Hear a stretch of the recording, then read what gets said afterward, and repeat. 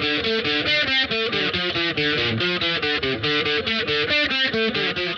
Alex of All Trades, and this is the Sunday Book Circle for The Nickel Boys by Colson Whitehead.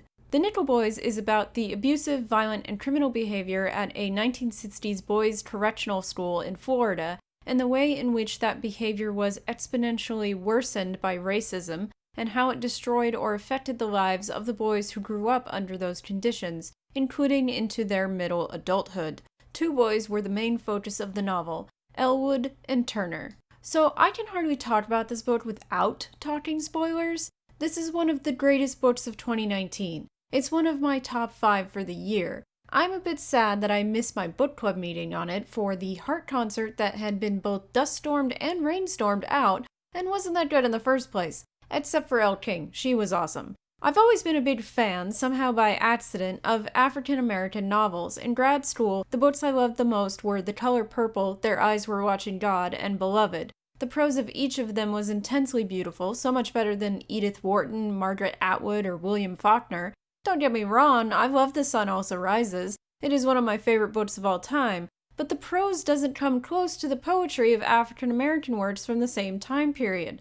The only one I didn't really like was Invisible Man. Despite parts of it being burned forever in my memory, it doesn't have the musicality or impact of the much shorter SONNY'S blues. There is no personal reason why I should love African-American literature as much as I do. I'm not black, even if I have a Blue Vein Society ancestor. But the dreamlike quality of some African-American prose, the intense subjects, and complex themes are like catnip to me. I don't typically gravitate towards African-American literature of my own volition, even with this self-awareness that I usually love it, mostly because of some knee-jerk idea that, oh, that wasn't written for me because I'm not black. Which is just strange. I try to work past it anyway, because as someone once said in a book club meeting, all books are written for everyone. There is no such thing as this book wasn't written for me.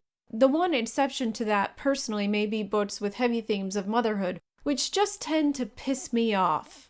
On the surface, The Nickel Boys looks like it shouldn't appeal to me. It's about black boys in a Florida reform school that abused those children, among other shady things, in a time period when I wasn't even alive. Besides our humanity, we have nothing in common. But isn't that the point of reading at all? To showcase humanity and evoke empathy? The Nickel Boys pulled me in strongly. It is one of the best written novels I have ever had the pleasure to read. So when I heard it won the Pulitzer, I was incredibly pleased. I've read The Dutch House as well, but do feel that The Nickel Boys is better. The Dutch House is good, but it isn't as deserving as The Nickel Boys of the Pulitzer. I don't know about the TOPEKA school as I have not read it. The Nickel Boys, it is incredibly dynamic. It explores the how and why of black identity so intricately. I felt like I was learning more about injustices that should be common knowledge and might be for black Americans, such as the fact that many of the returning soldiers from World War II developed a justifiable bitterness over returning to a place of less respect, even with having fought and died for American freedom, and that led to much of the civil rights movement. This was a topic also covered in The Gone Dead by Chanel Benz. Between the two novels, however, I do believe that The Nickel Boys is better, mostly because the plot is so engrossing in The Nickel Boys to go along with its great thematic exploration. I can see The Nickel Boys ending up on creative writing comp lists or within classes at universities. There is so much meat to the book that I think I could write 4 or 5 essays on it and still have subjects to cover. There's no way my 15 to 20 minute YouTube video will scratch the surface of what makes The Nickel Boys the best novel of 2019. But I'll try. I think The Nickel Boys' greatest achievement, beyond the beautiful prose and engaging plot, is its ability to provoke empathy and teach without becoming pedantic nor negative. It covers some extremely painful and real acts of racism throughout, but it doesn't hold the reader's hand in getting us to feel for the characters. It doesn't act as though our empathy is expected out of hand, nor does it assume we need to be told to be empathetic. Instead, like a good attorney, it shows us the facts of the case and lets us come to our understanding naturally. It is not overt in making us feel empathy, as was often the case in Uncle Tom's Cabin or My Sister's Keeper, 2 novels of extreme sentimentality. There is nothing purple about the prose of The Nickel Boys. Whitehead's use of tact and fact blend together with such subtlety that he doesn't need to tell us to be outraged at the abuse of the Nickel Boys. We just are. This is why I love this book. It creates a wonderful balance of singular experience and universality. Yes, this novel is specifically about the racism faced by young black men in the 1960s, but it is also about abuse, prejudice, immorality, pain, victimization, hope, hopelessness, and the lack of justice. That doesn't undermine the reality of American racism against black people and the specifics of its damage, but gives all readers the chance to better understand that part of America. Now, Elwood and Turner as characters are very different from each other. Elwood listens to Martin Luther King Jr. speeches and dreams of making the world a better place. He struggles with the idea of love as the strongest force for change even as he listens to King's speech on it. I am myself a proponent of love and tolerance as the only way to make the world a better place. But the fight to stay in that mindset, especially in election years, is much harder. And I understand that it is hard to stay above hate when dealt hate for who you are. Being disliked out of hand, being distrusted or prejudged by looks, or minor actions like what clothes you wear or even how you take your coffee is disheartening. There is actually a psychological theory that says we live up to what others expect of us. So if someone is prejudiced against us, it's hard not to just give up the ghost and get down to their level. Even the nicest and most tolerant of people, like Elwood, can have a hard time staying tolerant. There is also the question of, is a fight even worth it, let alone fighting dirty or clean? This cynicism is perfectly captured in the character of Turner, who for the most part doesn't believe in things changing for the better. These mindsets are alive and kicking in a lot of Americans. I've heard Turner's lack of hope from Americans of all demographics, and not just minority ones either. The questions that the Nickel Boys poses are, can things get better? And how do we make them better? Turner's answer to the first question is mostly no, and Elwood struggles with the answer to the second question. Personally, I answered yes, and with compassion. But anger is always an understandable and valid emotional reaction to injustice. It's just something that I don't think should be used as a weapon, but instead as a motivator. Now, I'm going to segue into spoilers, so please skip ahead and get my final thoughts. The representation of the two mindsets in the Nickel Boys has a sad and interesting conclusion. The novel walks through two time periods simultaneously, the past at the reform school and the present in New York. The main character is called Elwood in both past and present. But past Elwood and present Elwood are completely different. Past Elwood is hopeful, a budding activist. Present Elwood is quiet, reserved, and prefers not to think of the bigger issues facing Black Americans. This is strange. Closer towards the end, when past Elwood is thinking about escaping the school and bringing the whole place down, I thought to myself, what changed? Why didn't Elwood, in all the years he was out of the school, not do something to stop the abuses that had to still be going on? I didn't question it much further, believing that the novel would explain how Elwood had lost his hope as decades had passed, and people change. What I never suspected was that present Elwood was actually Turner, who had assumed Elwood's identity after Elwood had been killed escaping. For once in all the years that I've been consuming narratives, I was truly shocked. I didn't see it coming. If you've seen my two videos on mystery novels, then you know this is weird for me. To be shocked at all is a rare occurrence for me. So obviously, that alone is one of the reasons why I believe The Nickel Boys isn't just one of the best novels of 2019, but of all time. Whitehead didn't cheat to get this ending. In fact, there were clues that present Elwood wasn't the original Elwood, but they were subtle, and since there was so much going on otherwise, they got lost in the shuffle. It's not clear that the death of hope is the point of the novel from the beginning, so a reader isn't looking for that answer, and that's a beautiful way of handling the surprise. Now, on the fact that the hopeful mindset died and the cynical one survived, a reader could take this to mean that things don't change, don't get better. That wasn't my takeaway from this ending. Instead, I took it as some people lose hope, or that the struggle to stay hopeful is for some people a losing one. To stay hopeful myself, I just looked at the things I wouldn't have that were fought for by previous generations if hope hadn't existed for those people. First and second wave feminism gave me a lot of rights that I otherwise wouldn't have. I don't want to belittle their efforts and successes by losing hope for the future. There are many demographics that still struggle with getting all their rights today, but I wouldn't say that things are not worth fighting for, nor being thankful for. I also wouldn't say that the scales are tipped universally in one group's favor over others. Intersectional demographics and rights only get more and more complicated the more we understand about humanity. And statistics don't matter two shits to a person whose life is ruined by a lack of rights. One act of injustice is just as wrong as any other, and pain is universal. And sometimes just one act of defiance in a life of hopelessness matters, even if nothing good came of it, such as Turner's passage of Elwood's notes to the inspector. Turner probably didn't do it with an eye of anything changing. He probably did it because Elwood, a boy he cared about, wanted it to happen, had hope that it would help.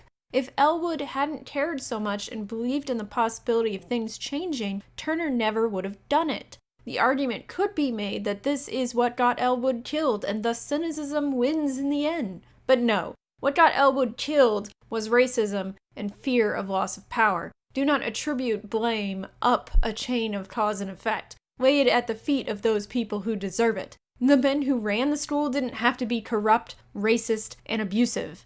Their acts are their own, and nothing that Turner and Elwood did caused anything that happened to them. Those men knew what they were doing was wrong, otherwise they wouldn't have gone to the lengths they did to hide it. I understand, however, that the individual desire to protect oneself from provoking such a response is justified. Wanting just to survive is not wrong, but having the strength to stand up to injustice should not be invalidated nor viewed with cynicism. On the ending, I questioned if Turner would have charges brought against him for fraud. Falsifying documents to presume another person's identity is illegal, but we currently have systems in place that allow a person to change their name and social security number when escaping an abusive relationship. So I wonder if a defense attorney couldn't make the argument that in the 1960s Turner did not have the ability to protect himself from being murdered through legal means. I wonder if the district attorney's office would even charge him, or if the police would even arrest him for fraud. What with 50 years between the beginning of his crime and the discovery of the bodies, I would hope that the state of Florida would just apologize to Turner for forcing him into such a horrific situation. Technically, every year that Turner used his false identity would keep the fraud within the statute of limitations. But in this instance, it was a victimless crime and more akin to witness protection programs. For the most part, identity fraud is a victimed crime, often ruining the credit of children for life. I couldn't find anything in the court system that would be like this instance of fraud, as most cases of identity theft and fraud are not for the protection of the thief against violence they believe will be done to them. I believe the mitigating circumstances would be taken into consideration, but I'm a hopeful person, despite the justice system having screwed over victims even recently. The Ohio governor did release Alexis Martin this April, so I do believe in hope and justice, even if sometimes it takes longer than it should. Overall, I loved The Nickel Boys. I think it is one of the greatest novels ever written, certainly one of the greatest I've ever read, deserving of our notice for sure, deserving of the Pulitzer without a doubt. Colson Whitehead is an amazing writer, and I'm excited to read more of his work. I loved when he weighed in on the subject of cultural appropriation that was going around since American Dirt and My Dark Vanessa were published at the beginning of the year by stating, "You can write about anything, just don't fuck it up." This is pretty much the consensus of my writing friends because writing in itself is an act of empathy. Doing it well is the only thing that matters. He's now one of my favorite contemporary writers, and I wish desperately that I could meet him and get his autograph on all his books. He's made a fan for life out of me, and I want him to come to Changing Hands as soon as it opens back up.